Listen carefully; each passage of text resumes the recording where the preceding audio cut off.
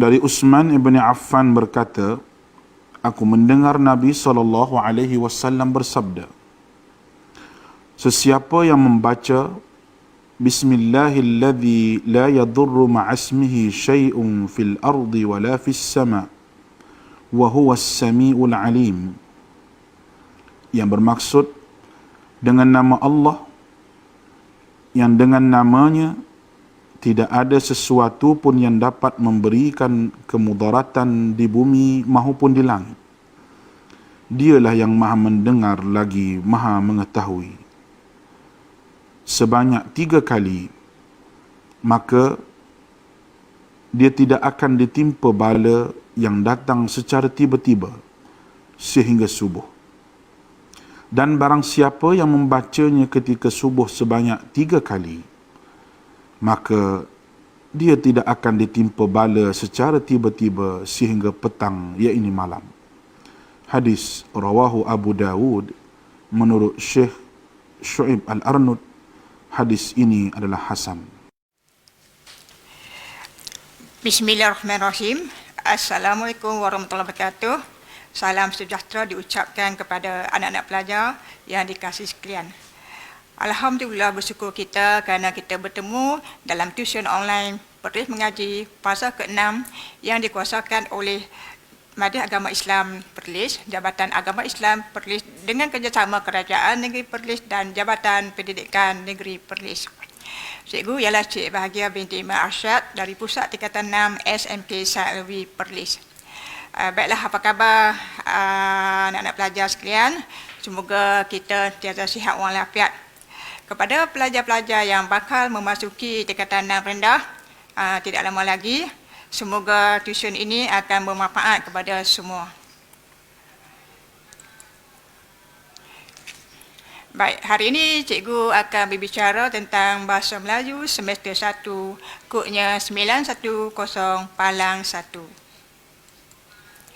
Baik, yang berikut ialah kandungan kertas Bahasa Melayu semester 1. Terdapat 3 bahagian. Yang pertama, bahagian A merupakan soalan objektif mengandungi 2 tajuk yang perlu dipelajari. Yang pertama ialah sejarah dan perkembangan bahasa Melayu, dan yang kedua bidang fonologi.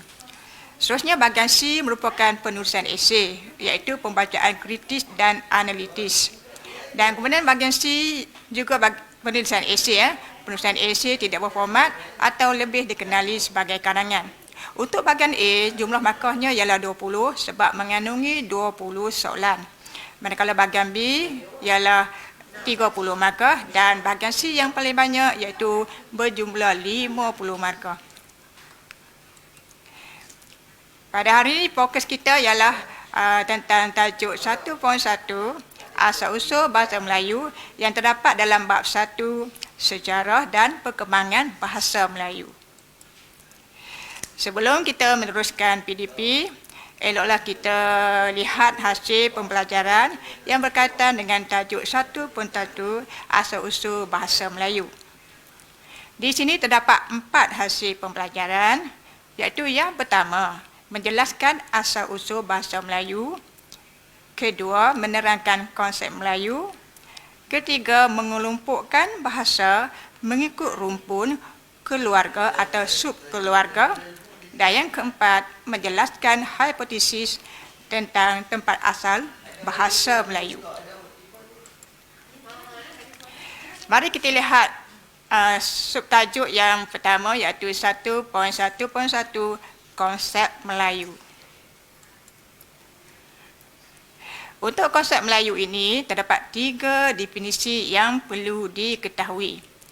Yang pertama iaitu A ialah definisi awal istilah Melayu, B definisi dari segi etimologi, dan C definisi berdasarkan bangsa. Mari kita lihat satu persatu definisi tersebut. A. Definisi awal istilah Melayu. Pada batu bersurat di Dong Yen Chau, Vietnam Selatan bertarikh 4 Masihi, menggunakan beberapa perkataan Melayu. Antara contohnya, naga dalam bahasa Melayu kuno, ditulis juga naga atau disebut naga juga dalam bahasa Melayu moden. Neraka dalam bahasa Melayu kuno disebut neraka NE dalam bahasa Melayu moden, 1000 dalam bahasa Melayu kuno disebut 1000 dalam bahasa Melayu moden, 7 dalam bahasa Melayu kuno disebut 7 dalam bahasa Melayu moden, uran dalam bahasa Melayu kuno disebut orang dalam bahasa Melayu moden, dan yan dalam bahasa Melayu kuno disebut yang dalam bahasa Melayu moden. Perkataan Melayu ini merupakan bukti bahawa bahasa Melayu telah digunakan pada zaman awal, khususnya di Champa. Seterusnya, M. Ptolemy dalam karyanya Geografik Sintaksis yang bertarikh 100 hingga 150 Masihi menggunakan istilah Melayu Kolong. Istilah ini merujuk kepada satu tempat di utara pantai timur, iaitu di Tanjung Kuantan. Perkataan Melayu itu dikatakan berasal daripada perkataan Sanskrit, iaitu Malayakom atau Malay Kuram. Seterusnya, dalam kitab Hindu yang berjudul Purana, terdapat perkataan Melayu iaitu Malayadipa. Ada dua pendapat berkaitan dengan perkataan Melayu ini, iaitu Malayadipa. Pertama, ia merujuk kepada Pulau Sumatera. Ini merupakan pendapat daripada Sir Ronald Breder. Pendapat kedua pula ialah Malayadipa merujuk kepada beberapa buah gunung di semenanjung Tanah Melayu. Ini merupakan pendapat dari para sarjana di India. Seterusnya, kita lihat dalam buku catatan pengembara Cina pada zaman Dinasti Tang bertarikh 644 hingga 645 Masihi, mengatakan bahawa terdapat sebuah kerajaan Melayu telah mengirimkan utusan ke negara China bagi mempersembahkan hasil bumi kepada Raja China. Dalam buku Kesusasteraan Cina pula tertulis pengembara Cina yang singgah di Nusantara. Catatan menyatakan bahawa bahasa yang digunakan oleh penduduk di Nusantara iaitu bahasa Kulung. Bahasa Kulung ini merujuk kepada bahasa Melayu kuno. Aisin iaitu rahib Buddha menggunakan kata Melayu untuk merujuk kepada dua buah kerajaan Melayu yang dilewatinya sekitar 675 Masihi. Kerajaan Melayu yang dimaksudkan ialah Kerajaan Melayu di Sungai Batang dan Kerajaan Sriwijaya di Palembang. Di kedua buah kerajaan tersebut, bahasa Melayu telah digunakan sebagai bahasa pengantar untuk mengajarkan bahasa Sanskrit dan falsafah agama Buddha. Seterusnya, kita lihat pada batu gangsa di Padang Rokore, Batanghari yang bertarikh 1286 Masihi. Pada bahagian belakang patung tersebut tercatat perkataan Malaya atau Melayu. Okey, jadi itu adalah ke-6 definisi awal istilah bahasa Melayu dan cikgu rumuskan dalam bentuk carta alih yang begini. Jadi anak-anak pelajar sekalian, apabila kita baca dan kita hafal, kita kena ingat macam ni lah, lebih kurang. Ingat batu bersurat Dong Yen Chow, ingat adanya beberapa perkataan Melayu seperti neraka, uran dan lain-lain lah. Jadi hafallah mana-mana satu. Ingat M. Ptolemy dalam bukunya Geografik Sintaksis, kita ingat istilah yang digunakan iaitu Melayu Kolong. Kita ingat kitab Hindu iaitu Purana, kita ingat adanya perkataan Malayadipa.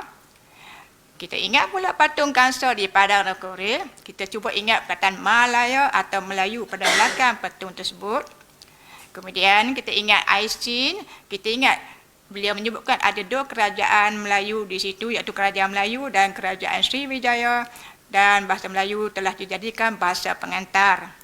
Dan kemudian dalam catatan pengembara Cina bertarikh 644 hingga 645, kita ingat adanya utusan Kerajaan Melayu yang telah pergi ke China Dan juga dalam buku kesusastraan Cina tercatatnya bahasa Kulung digunakan. Jadi, terpulanglah kepada anak-anak pelajar, hendak mereka bentuk carta alih yang mudah dipahami atau diingati. Seterusnya kita lihat B, definisi dari segi etimologi. Apakah yang dimaksudkan dengan istilah etimologi? Etimologi ialah cabang ilmu bahasa mengenai asal-usul perkataan dan perubahan pada bentuk serta maknanya. Menurut Jubir Osman, asal perkataan Melayu ialah Himalaya. Perkataan ini dipendekkan menjadi Malaya, kemudian ditukar kepada Melayu. Himalaya dikatakan tempat asal orang Melayu. Tahu kan Himalaya letak di mana? Jangan tak tahu pula Himalaya letak di mana. Sebab Himalaya ni popular kan sebagai gunung yang paling tinggi di dunia.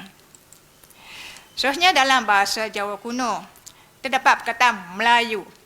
Huruf I tak ada, ejaannya M-L-A-Y-U.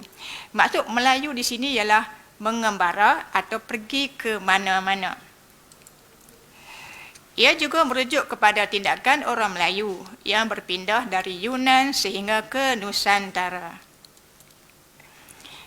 Pada batu bersurat Bukit Gombak 1 di Sumatera Barat, asal perkataan Melayu ialah Malayapura. Perkataan Malayapura ini tertulis pada batu bersurat tersebut. Malayapura bermaksud kota Melayu atau kerajaan Melayu.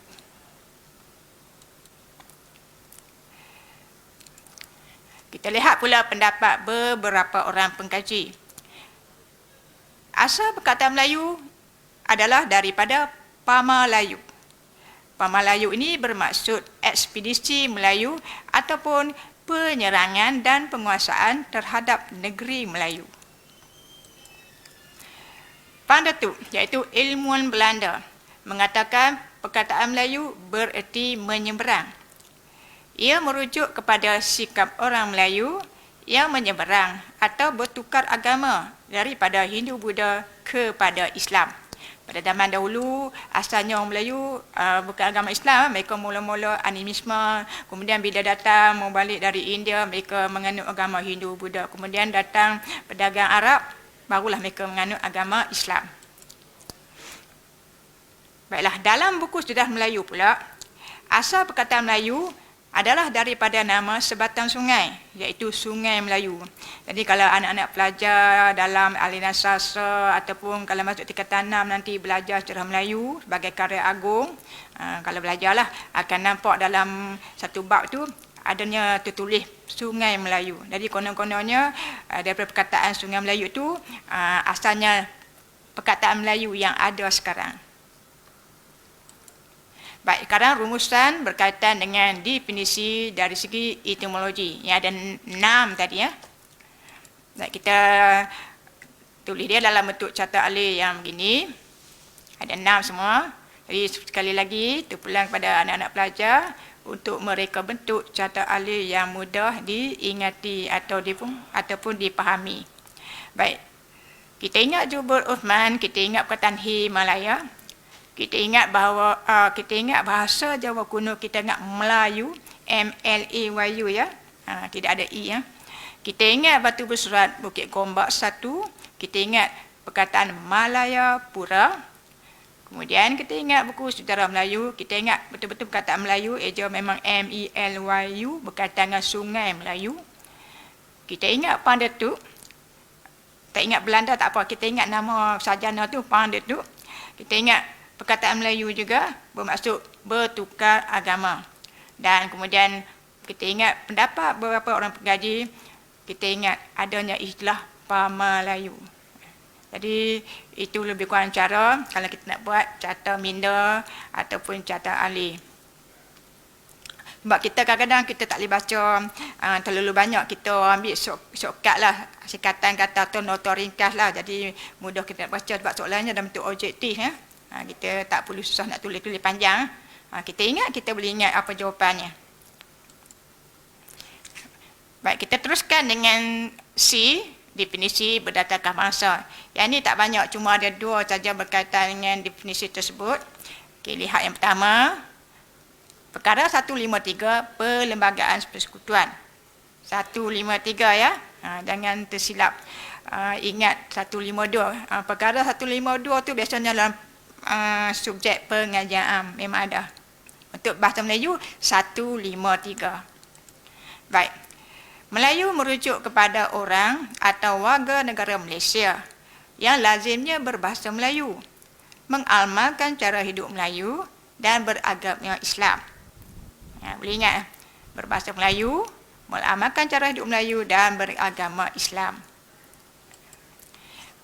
Menurut UNESCO pula, UNESCO ni singkatan untuk United Nations Educational, Scientific and Cultural Organization, memberikan istilah Melayu itu merupakan bangsa yang mempunyai satu keluarga bahasa yang sama, bentuk fizikal tubuh badan yang hampir sama, berkulit sawo matang, rambut lurus dan tinggi sederhana.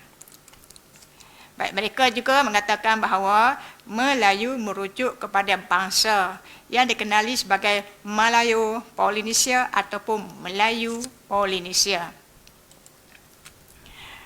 Baik, manusia yang dimasukkan itu iaitu manusia Melayu Polinesia merujuk kepada bangsa Melayu yang terdapat di Semenanjung dan di tempat-tempat lain di rantau ini. Mana di rantau Nusantara ataupun Asia Tenggara. Jadi inilah lebih kuranglah rupa orang Melayu pada zaman tersebut.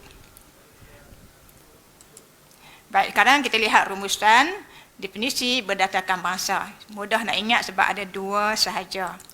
Iaitu apabila kita ingat perkara 153, kita ingat berbahasa Melayu, amal cara hidup Melayu dan beragama Islam.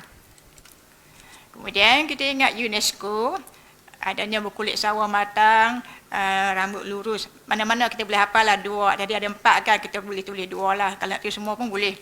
Baik, kemudian kita ingat ada istilah Melayu Polinesia atau Austronesia. Dan kemudian yang ketiga terdapat di Semenanjung dan di rantau ini. Untuk definisi UNESCO, yang paling popular lah yang ketiga tu, terdapat di Semenanjung dan di rantau ini. Kalau silibus lama, dia akan panjang lagi di Semenanjung, di selatan Thailand, di Singapura dan di Indonesia. Kemudian di Filipina, itu yang dimaksudkan di rantau ini. Baiklah, sekarang kita lihat contoh soalan.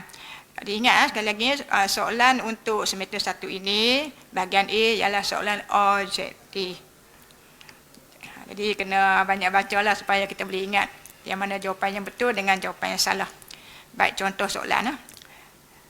Pernyataan yang manakah yang benar tentang maksud istilah Melayu berdasarkan definisi awalnya? Ingat tadi ada 3 definisi, A, B, C.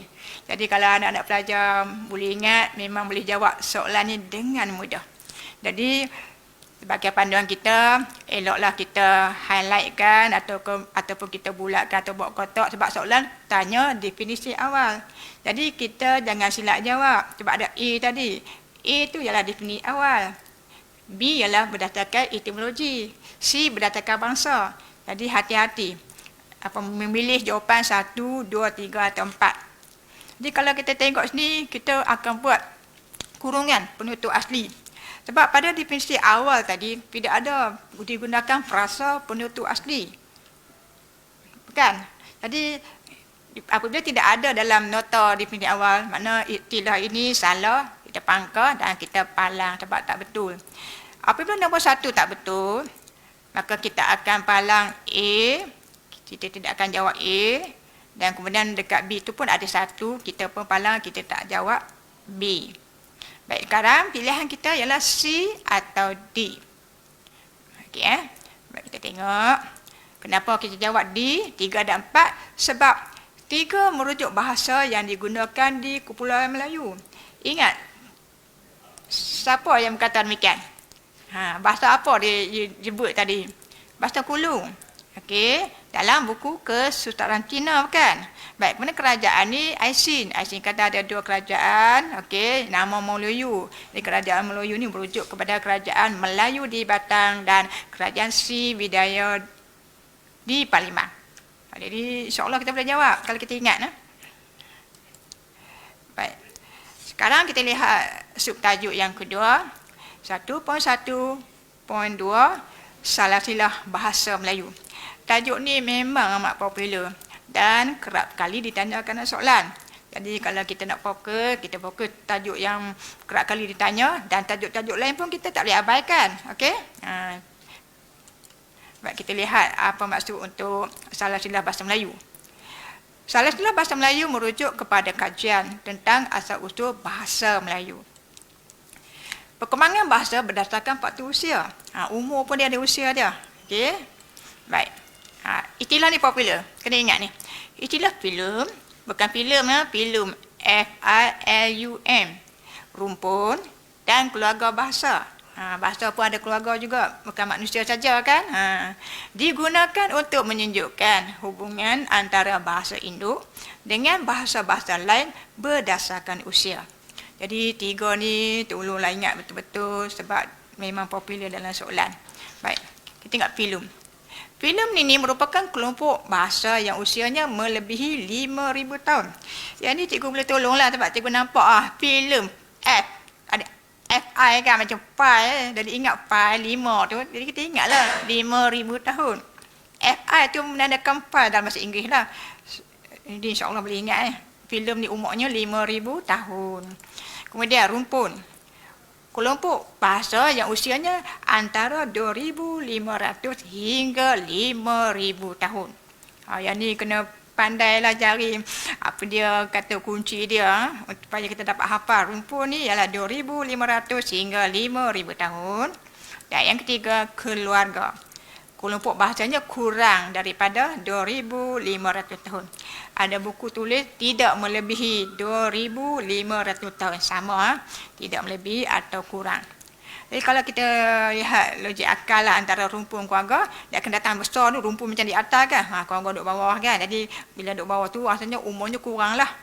Itu contoh lah kalau kita nak buat andaian yang begitu supaya mudah hafal lah yang mana 5,000, yang mana antara 2,500 hingga 5,000 dan kemudian yang mana kurang 2,500 tahun. Baik, berikut ialah skema Raja Salah Silah Bahasa secara asas.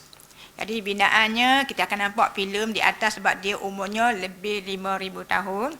Di bawah filem ialah rumpun umurnya antara 2,500 hingga 5,000 dan di bawah rumpun tu ada keluarga umurnya kurang daripada 2,500 dan di bawah keluarga tu ada sub keluarga ya. Jadi ini asas dia. Kejap lagi kita akan nampak yang lebih detail. Baik. Berdasarkan Raja Salah Silah Bahasa, bahasa Melayu berasal daripada rumpun bahasa Austronesia yang tergolong dalam filem Austri atau Austris. Ada ejaan K, ada ejaan S. Tapi yang biasalah dijumpai ejaan S, Austris. Seperti yang berikut. Ni lagi banyak. Okey? Yang ni kena hafal betul-betul ni. Atas ialah filem, iaitu bahasa Austris. Ingat filem, ingat Austris. Di bawah filem ada 3 rumpun yang kena ingat. Iaitu rumpun Austroasia, rumpun Austronesia dan rumpun Tibet Cina. Boleh? Rumpun Austroasia, Austronesia yang paling popular yang kita akan tumpu ialah rumpun Austronesia dan kemudian rumpun Tibet Cina. Baik, di bawah rumpun Austronesia ada pecahan 2 lagi, iaitu rumpun Austronesia Barat dan rumpun Austronesia Timur. Anak-anak pelajar kena dapat bezakan yang manakah bahasa keluarga atau bahasa yang duduk di bawah rumpun Austronesia Barat dan yang mana pula keluarga atau bahasa yang duduk di bawah rumpun Austronesia Timur. Sebab tu kalau boleh bina carta ahli yang boleh fahami, seronok sebab kita boleh ingat dengan mudah walaupun nampak macam banyak kan, tapi insya-Allah kita boleh ingat. Baik, sekarang kita lihat rumpun Austronesia Barat. Ada satu keluarga di situ, keluarga Nusantara. Okey, keluarga Nusantara ni ada dua sub keluarga, iaitu sub keluarga Indonesia Pusat. Di bawah tu ada bahasa Bali Sasak, Jawa, Kalimantan, Sumatera dan lain-lain banyak. Kejap lagi kita akan perincikan, tapi taklah semua bahasa Nusantara ni ada 200 hingga 300 bahasa. Jadi kita tak boleh hafal semualah. Kita ambil yang mana-mana penting ya. Kemudian sub keluarga Filipina Formosa. Di sini adanya bahasa Bisaya, Bikul, Sulu, Tagalog dan lain-lain. Yang paling popular ni lah Tagalog. Banyak digunakan di Filipina. Baik, selesai rumpun Austronesia Barat dengan satu keluarga iaitu keluarga Nusantara. Di bawah rumpun Austronesia Timur pula ada 3 keluarga. Iaitu keluarga Melanesia, keluarga Mikronesia dan keluarga Polinesia. Jadi bagi anak-anak pelajar yang memasuki tingkatan 6 rendah atau bawah tu, belajar bahasa Melayu mungkin terkejutlah. Apa benda kan pelik dengan nak baca istilah macam takut kan. Tapi insya-Allah boleh ingat, senang je. Okey. Nanti di universiti akan lebih detail lagi. Istilah-istilah begini memang ada, akan dipelajari. Jadi tak worry dah kalau belajar tingkatan 6 bahasa Melayu, sebab nanti sama lebih kurang ataupun ada terperinci lagi lah tentang istilah-istilah yang kita belajar semasa di tingkatan 6 bawah. Baik, kita lihat rumusan rajah tadi. Baik, filem bahasa Austrik atau Austris merupakan kelompok induk yang menurunkan rumpun bahasa ke atas umurnya 5,000 tahun. Kita panggil dia filem. Namanya Austris. Baik. Menurunkan rumpun bahasa yang terbagi pada 3 tadi, filem, rumpun ada 3, iaitu yang pertama Austronesia, kedua Austroasia dan 3 Tibet China. Ingat ya? Baik. Di bawah rumpun Austronesia, sebab kita akan fokus sebab bahasa Melayu memang duduk di bawah rumpun ini ya. Baik. Keluarga bahasa terbagi kepada 4. Ingat nah? Ya, ini memang popular ni. Cabang untuk bahagian rumpun Austronesia ni memang kerap ditanya lah. Jadi ingat rumpun Austronesia, ingat adanya keluarga Nusantara, Melanesia, Mikronesia, Polinesia. Jadi kadang-kadang ada pelajar yang apa sia-sia kat ujung tu. Jadi dapat agak dah sia-sia apa kat situ kan. Contohlah. Okey, contoh. Sebab kalau nak apa Indonesia duduk di bawah Nusantara, tapi digunakan istilah yang paling popular ialah Nusantara. Baik, kemudian rumpun Austronesia terbagi pada 2 tadi, rumpun Austronesia Barat dan rumpun Austronesia Timur. Baik, rumpun Austronesia Barat inilah yang melahirkan keluarga Nusantara atau kita panggil juga nama lain bahasa Indonesia. Tadi cikgu sebutkan ada 200 hingga 300 bahasa. Jadi janganlah risau, bukanlah kita nak baca, nak hafal semua bahasa ini ya. Baik, ia terbagi kepada 2 sub keluarga, iaitu sub keluarga Indonesia Pusat dan sub keluarga Filipina Formosa. Baik, yang ni ingat, bahasa Melayu masuk dalam mana? Bahasa Melayu termasuk dalam sub keluarga Indonesia Pusat, iaitu di bawah sub keluarga Sumatera. Konon-konon bahasa Melayu ni asal daripada Sumatera lah. Yang kita cakap sekarang lah. Baik. Yang berikut ialah peta kedudukan rumpun bahasa. Kalau kita lihat penggunaan bahasa Austronesia ni begitu luas. Jadi yang ni pun anak-anak pelajar kena ingat keluasan penggunaan Austronesia sebab mengandungi 200 hingga 300 bahasa. Jadi perlu ingat betul-betul. Dari mana ke mana? Utara, barat, selatan, timur. Baik. Macam ni ya. Tersebar dari Formosa, iaitu Taiwan. Formosa ni nama lama bagi Taiwan lah. Di barat lah. Tersebar dari Formosa atau Taiwan dan Hawaii di utara. Okey, di utara. Hingga ke New Zealand di selatan. Jadi ni utara.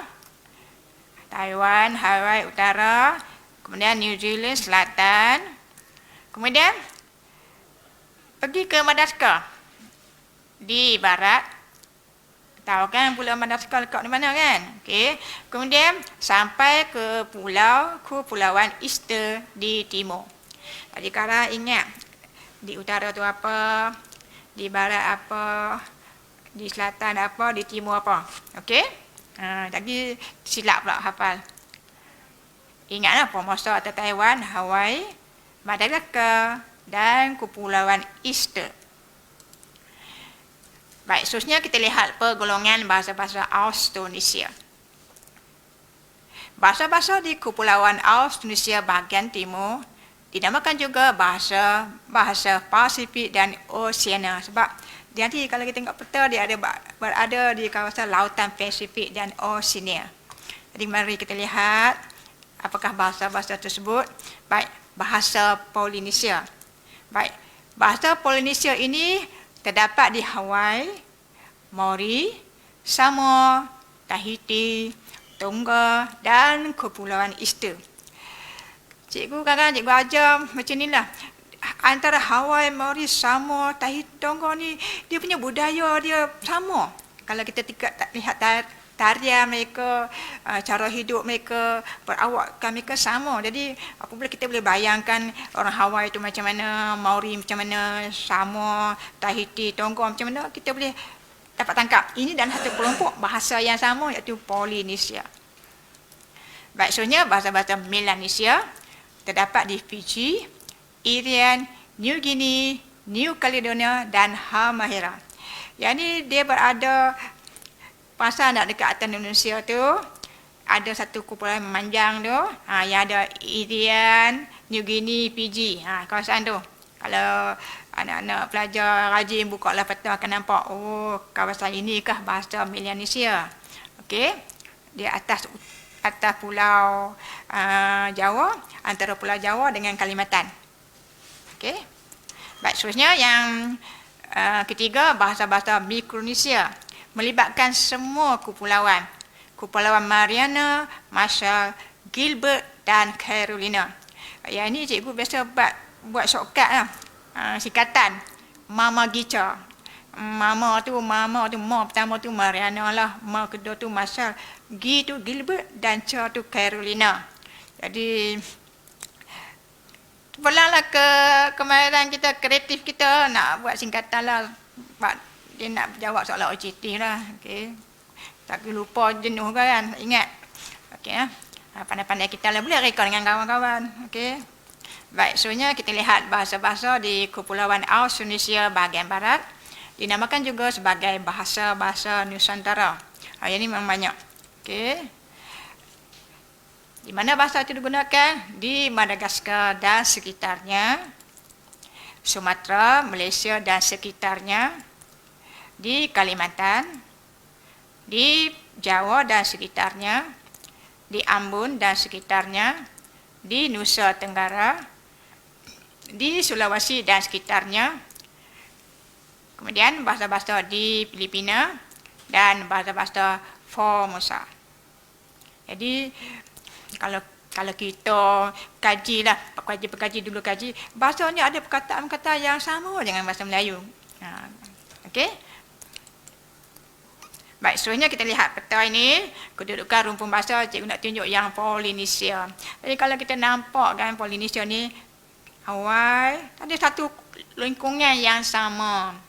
Hawaii di atas, kemudian Samoa, Fiji, Tonga, Tahiti, kawasan ini.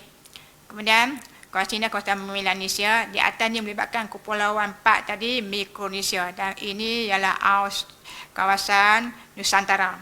Okey, kawasan Nusantara.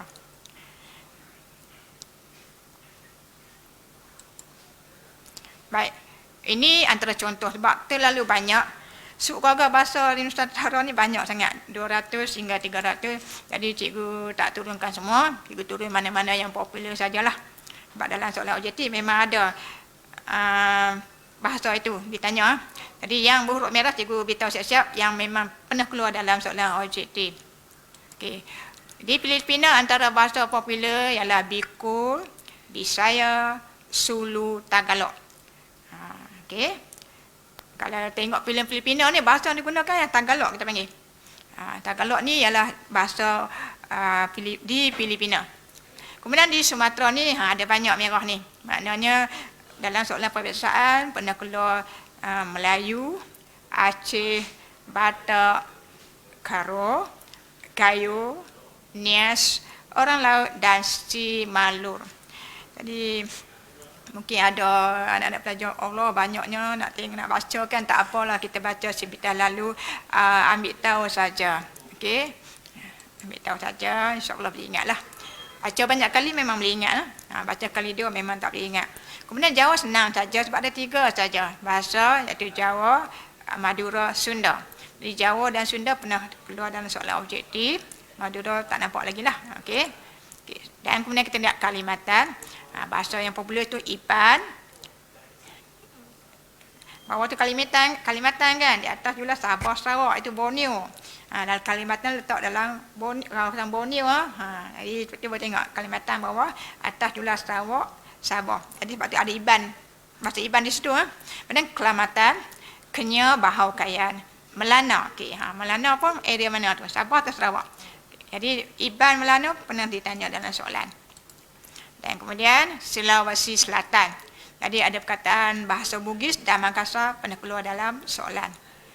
Sebenarnya banyak ya. Lagi cikgu tak turunkan semua. Cikgu turunkan mana yang banyak bahasa yang memang ditanya dalam soalan peperiksaan lah.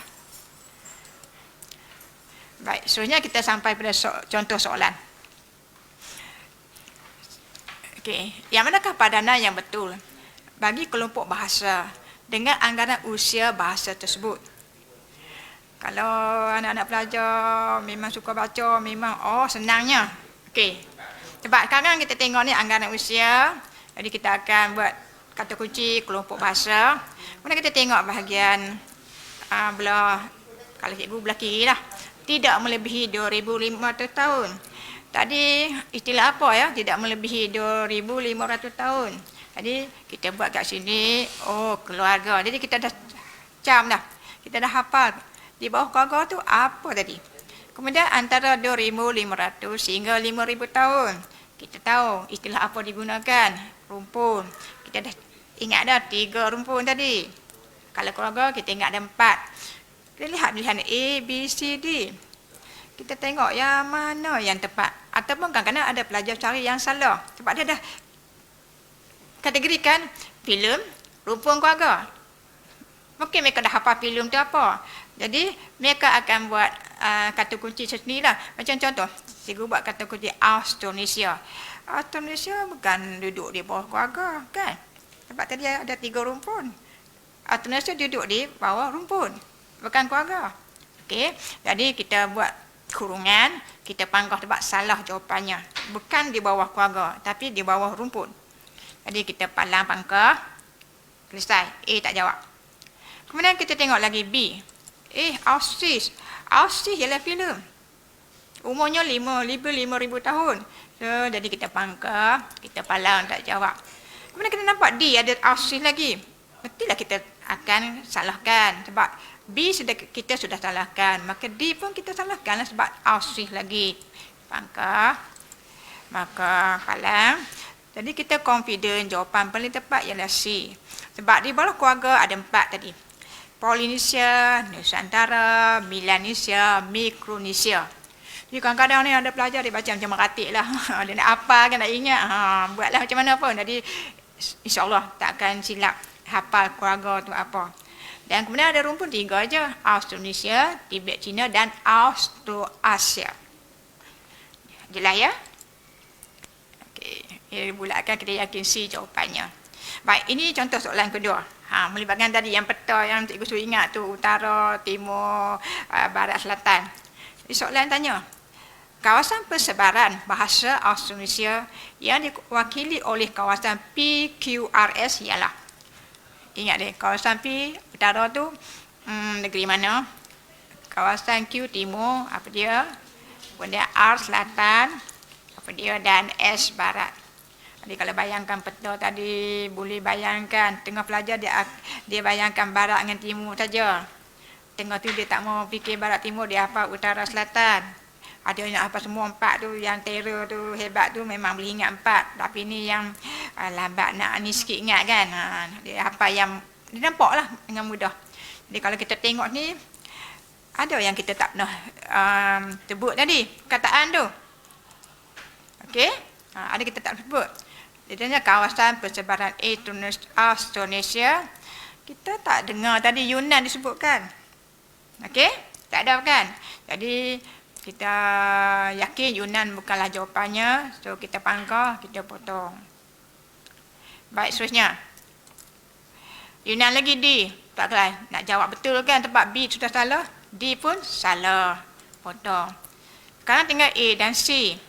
Kita tengok antara A dan C. C ni nampak pelik lah kan, sebab Mauritius. Tak sebut tadi Mauritius tu dalam area kawasan utara, timur, selatan, barat. Jadi kita yakin salah, kita potong. Maka yang paling tepat ialah A, sebab Formosa di utara. Betul? Timur tu apa? Easter. Selatan bawah tu New Zealand, dan kawasan sebelah barat tu ialah Pulau Madagaskar. InsyaAllah boleh ingat. Baik. Sekarang kita sampai ke subtajuk yang akhir 1.1.3. Hipotesis tempat asal bahasa Melayu. Kejap ya kan? Kejap masa Melayu. Dan nak habis dah. Baik. Apakah dimaksudkan dengan 1.1.3 tadi? Tempat asal orang Melayu dikaitkan dengan orang Melayu yang merupakan penutur bahasa tersebut. Terdapat dua hipotesis tentang tempat asal orang Melayu. Ini ada kajian lah. Okey, iaitu yang pertama, orang Melayu ni datang dari kawasan Asia Tengah. Dan yang kedua, kawasan Nusantara. Ini kajian, kajian sejarawan dahulu lah. Kita tak tahu yang mana betul ni. Okey, ini hipotesis. Jadi kawasan Asia Tengah di sini di kawasan belah China ni, selatan China. Konon-kononnya orang Melayu ni datang dari selatan China, masuk mereka ke tanah Melayu, lepas tu tersebarlah ke Pulau Jawa, Sumatera. Itu pendapat kawasan Asia Tengah. Yang kedua ni kawasan Nusantara, kawasan Kepulauan Melayu. Mana Melayu memang duduk ada di situ lah. Tak datang dari mana-mana. Okey? Jadi ingat, satu pendapat mengatakan dari kawasan Asia Tengah, dan yang kedua mengatakan dari kawasan Nusantara. Baik. Kita lihat hipotesis yang pertama, kawasan Asia Tengah. Ini kawasan dia. Sebab kalau ikut silibus lama mengatakan orang Melayu ni datang dari tanah tinggi Yunan, sini, tanah tinggi Khmer, kawasan tu. Mereka datang ramai-ramai turun ke tanah Melayu. Baik. Kita lihat hipotesis kawasan Asia Tengah. Mengapa mereka ni mengatakan orang Melayu datang dari Asia Tengah? Baik, menurut Hendrik Kuhn dan Paul Hengeden, mereka mendapati bentuk kapak kuno. Mereka ni buat kajian. Mereka nampak bentuk kapak kuno yang dijumpai di lembah Sungai Yangtze. Sungai Yangtze di China. Sungai Mekong di mana? Vietnam. Dan Sungai Irrawaddy di Myanmar atau Burma. Sama dengan bentuk kapak kuno yang dijumpai di Tanah Melayu dan di tengah Sumatera Selatan. Jadi konon-kononnya orang Melayu di tiga lembah sungai itu datang beramai-ramai sampai ke Tanah Melayu dan sampai ke Sumatera Selatan, bawa sekali kapak kuno. Baik, jadi bukti ini menunjukkan bahawa jalan inilah orang-orang kuno itu menggembara sehingga sampai ke Kepulauan Melayu. Itu pendapat Hendrik Kuhn dan Paul Hengeden. Jadi ini contoh rupanya, contoh kapak kuno lah. Sebab orang zaman batu mana ada guna logam kan, mesti pertama kali gunalah apa yang ada di sekeliling mereka. Okey? Tapi lama-lama moden tu mereka pandailah guna logam. Jadi itu permulaan orang Melayu pada zaman itulah. Baik, kemudian penghijrahan mereka itu, kita teruskan penghijrahan mereka dari Yunan. Sebab tadi disebut tanah tinggi Yunan kan. Dia ada dua tanah tinggi Yunan, Khmer lah. Kalau buku lama lah memang ada catat. Penghijrahan mereka dari Yunan ke Nusantara berlaku dalam dua kelompok utama. A, kira-kira 2500 sebelum Masihi. Lama tu. Mereka ni namakan Melayu Proto. Mereka ni hidup pada zaman batu. Sebab tu perjumpaan penama tu tadi dibuat daripada batu, kapak kuno tu. Baik, B, kira-kira 5,000 sebelum Masihi. Datang kelompok yang kedua, gelombang kedua, golongan kedua. Mereka ni namakan Melayu Ditro. Mereka ni hidup pada zaman logam. Nampak? 2,500 Proto dan 5,000 ialah Ditro. Baik, mereka lah yang menjadi penduduk asli Asia Tenggara yang ada sekarang lah. Orang Melayu Ditro lebih tinggi tamadunnya sebab mereka datang dari zaman logam. Ini mengakibatkan Melayu Proto berpindah ke hulu sungai atau kawasan pergunungan. Orang Melayu Proto ni kemudian lari ke kawasan yang lebih terpencil dan tinggal di gunung-gunung dan di hutan rimba. Okey. Dan kalau kita tengok, mereka merupakan nenek moyang kepada orang Semang, Jakun, Sakai dan lain-lain yang kini dinamakan orang asli di Malaysia. Tadi kalau anak-anak pelajar masuk Etwiko ke Kelia macam kadet polis ke, bomba ke, kadang-kadang ada mereka buat lawatan ke perkampungan orang asli. Jadi orang asli tu, nenek moyang mereka tu ialah Melayu Proto. Okey?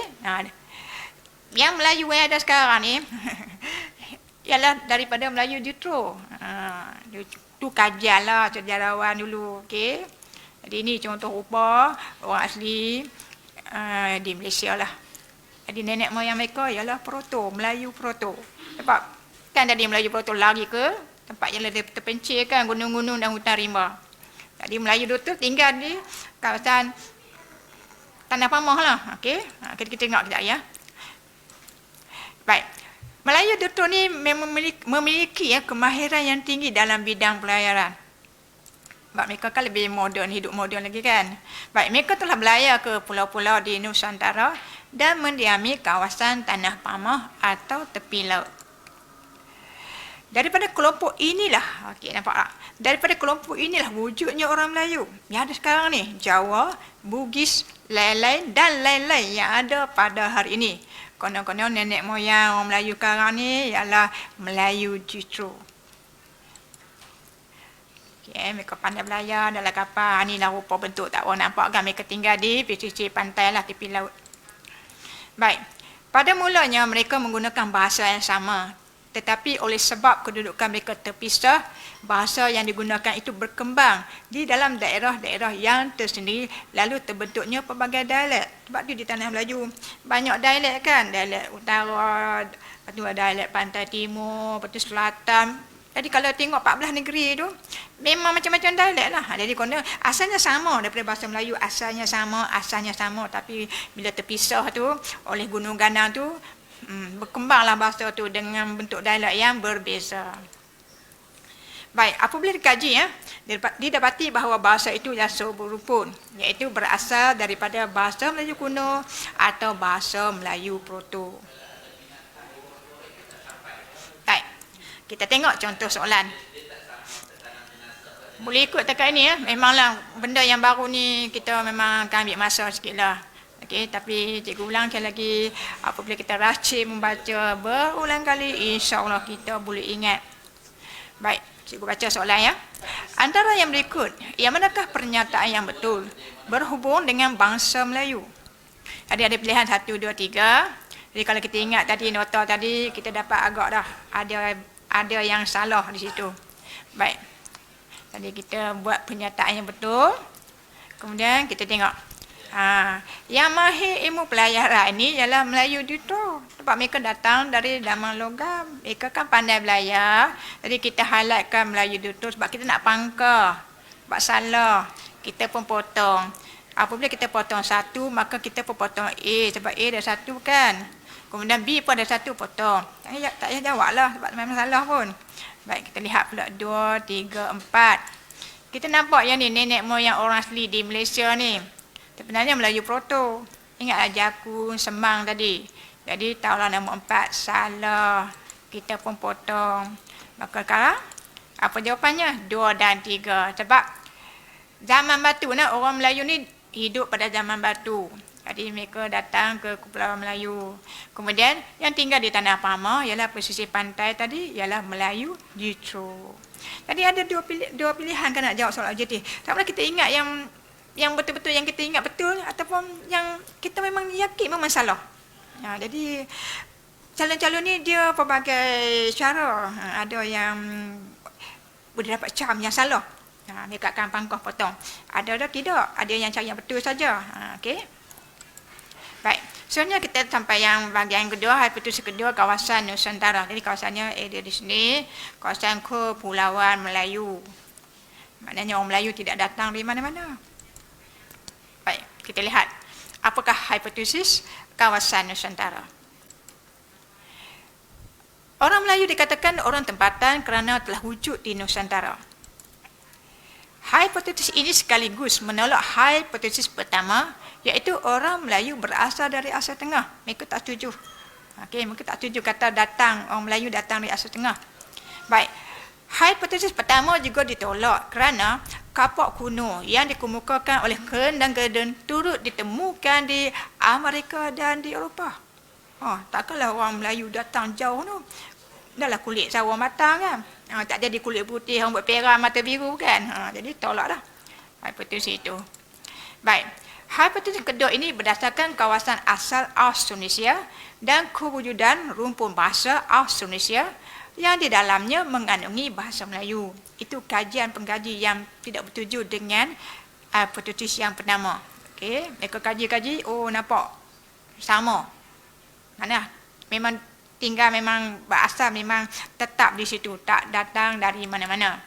Kemudian antara tempat yang dimaksudkan ialah Sumatera, Jawa, Formosa, Filipina, Melanesia dan New Guinea. Memang mereka memang ada kat situ. Okey, menggunakan bahasa yang rumpunnya sama. Dan kemudian kajian bahasa di bahagian selatan Asia mendapati bahawa bahasa-bahasa di Nusantara mempunyai hubungan kekerabatan. Hubungan kekerabatan ini sama, satu rumpun. Okey. Apa? Kerabat ni sama, satu rumpun. Jadi dalam banyak-banyak tu kita akan perasan. Contohlah cikgu ambil mudah. Kalau kamu suka tengok drama Filipina, kamu akan dengar, macam dia cakap Melayu. Itu kita masuk rumpun. Ataupun kalau tak tahulah, cikgu pernah tengok juga satu drama Malayalam, bahasa Malayalam. Kenapa dia cakap Melayu? Kan dia cakap bahasa Malayalam, contohlah. Jadi itu dikatakan konon-kononnya satu rumpun yang sama. Dan kita faham, okey? Baik, sekarang kita lihat pendapat sarjana, iaitu C.A. Mish. C.A. Mish ni mengatakan bahawa bahasa-bahasa dari rumpun Austronesia mempunyai persamaan dari segi perkataan, sistem imbuhan dan susunan tata bahasa. Penutur bahasa tersebut dikatakan berpusat di pesisir pantai di Kepulauan Melayu. Kemudian, mereka membawa bahasa tersebut ke barat hingga ke Madagaskar, di Lautan Hindi dan ke timur hingga ke Pulau Easter di Lautan Pasifik. Kalaulah kita berpeluanglah melancunglah ke Madagaskar dan Easter, kita dengar heran tau, kenapa penduduk itu cakap Melayu? Itu contoh. Ada beberapa perkataan Melayu digunakan. Itu maksudnya kekal di situ, tak terumpun, tak datang di mana-mana. Okey. Kemudian William Marsden pula berpendapat bahawa bahasa Melayu serumpun dengan bahasa Mikronesia, Melanesia dan Polinesia. Ia tidak mempunyai hubungan kekerabatan dengan bahasa-bahasa di Asia Tengah. Jadi kan kita nampak dia sarjana barat memang beria-ia mengatakan orang Melayu ni memang berada di situ. Tidak datang dari mana-mana tempat berhijrah. Okay. Kemudian kita lihat pendapat Isidore Den mengatakan bahawa orang Melayu mungkin berasal dari Formosa, New Guinea dan Melanesia. Kemudian pendapat daripada Corey Craft dalam bukunya, buku ni memang ada, Linguistik Bandingan Historis. Linguistik Bandingan Historis ini popular digunakan di Indonesia. Kalau pelajar-pelajar sana, universiti sana memang guna buku ni di peringkat universiti. Baik, dalam buku ni ada mengatakan bahawa orang Melayu sudah ada di Kepulauan Melayu. Dan negeri asal nenek moyang bangsa Austronesia ialah Indonesia dan Filipina. Seterusnya kita lihat pendapat John Crawford. Jadi siapa yang belajar sejarah tu pasan. Dah dengar nama John Crawford kan? Bagi apa tu? Siapa belajar sejarah tu? Dia tahu tu. Baik, beliau mengatakan tempat asal orang Melayu ialah Sumatera dan Jawa. Kemudian, penemuan fosil manusia. Fosil ni rangka tengkorak lah. Di Nusantara menunjukkan bahawa orang Jawa telah wujud di Pulau Jawa sejak 2 juta tahun lalu. Membuktikan orang Melayu ni atau orang Jawa ni tidak datang di mana-mana sebab 2 juta tahun tu dah ada dah. Dan kan tadi kalau kita baca hipotesis pertama mengatakan pergerakan berlaku 2500 Masihi Melayu Proto, kemudian 5000 sebelum Melayu Ditro. Dan kan di sini 2 juta tahun lalu sudah ada orang Jawa. Okey, jadi tertolaklah hipotesis yang pertama mengatakan orang Melayu datang berhijrah ke tanah Melayu dan pulau-pulau di Sumatera dan Selatan. Baik, jadi dengan kata lain manusia sudah lama mendiami kepulauan Melayu. Baik, jadi kita selesai, kita lihat soalan, contoh soalan. Banyak pilihan 1, 2, 3, 4 kan. Okay. Baik, cikgu baca soalannya. Hipotesis bahawa bangsa Melayu berasal dari Asia Tengah disangkal oleh pengkaji asal-usul bangsa Melayu, iaitu yang hipotesis kedua. Ini kesangkal. Kerana apa? Kita lihat nombor 1. Betul tak betul? Betul. Okey. Sebab bukti kapak kuno tu dikemukakan oleh Von Hageden, Natal tadi, ditemukan juga di Amerika, di Eropah. Jadi tertolak dah hipotesis pertama. Okey, ditolak dah. Kemudian kita tengok kedua. Jadi kita potong 2, 3 ni. Okey, kita potong. Sebab dia nak satu betul. Jadi A, B janganlah potong. Sebab sekarang satu tak ada kat sini kan. Kita potong C dan kita potong D. Cikgu dah tunjuk cara perbeza nak jawab soalan tu. Okey. Jadi terpulanglah yang mana satu yang sesuai lah. Jadi kita dah nampak, sekarang kita nak tengok apa lagi yang betul. Sebab tertolak dah C dengan D, nampak 2. Sebab tidak terdapat hubungan kekerabatan. Bahasa Melayu ni tak ada hubungan kerabat dengan bahasa Asia Tengah. Dan kan dia memang serumpun, memang ada di kawasan area tu. Jadi sebab tu dia memang tertolak. Okey, kita akan nampak jawapan jelas 1 dan 2 sebab kita akan potong sebab ni tak ada 2 kan. A. Jadi itulah contoh soalan objektif. Sebab tu kita kena banyak membaca supaya kita mudah ingat. Okey Boleh dekat ni insya-Allah pelan-pelan ya. Baik. Nampaknya alhamdulillah PDP kita tentang tajuk asal-usul bahasa Melayu sudah sampai ke penghujungnya. Setakat inilah perkongsian ilmu daripada cikgu. Jika ada salah silap di mana-mana, cikgu mohon maaf. Mana yang baik itu datang daripada Allah, yang kurang baik itu datang daripada cikgu sendirilah. Okay, jadi selamat mengulang kaji pelajaran. Kepada pelajar-pelajar tingkat tanah yang mengulang pun bolehlah selamat mengulang kaji pelajaran. Dan wabillahi taufiq hidayah. Wassalamualaikum warahmatullahi wabarakatuh. Dan sekian. Terima kasih.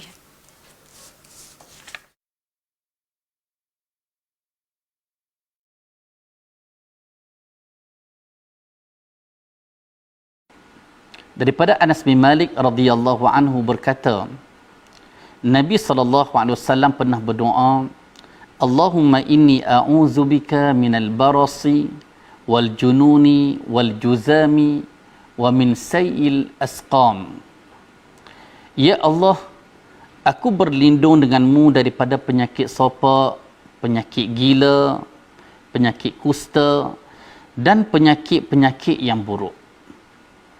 Hadis diriwayatkan oleh Al-Imam Abu Dawud dengan sanad yang sahih.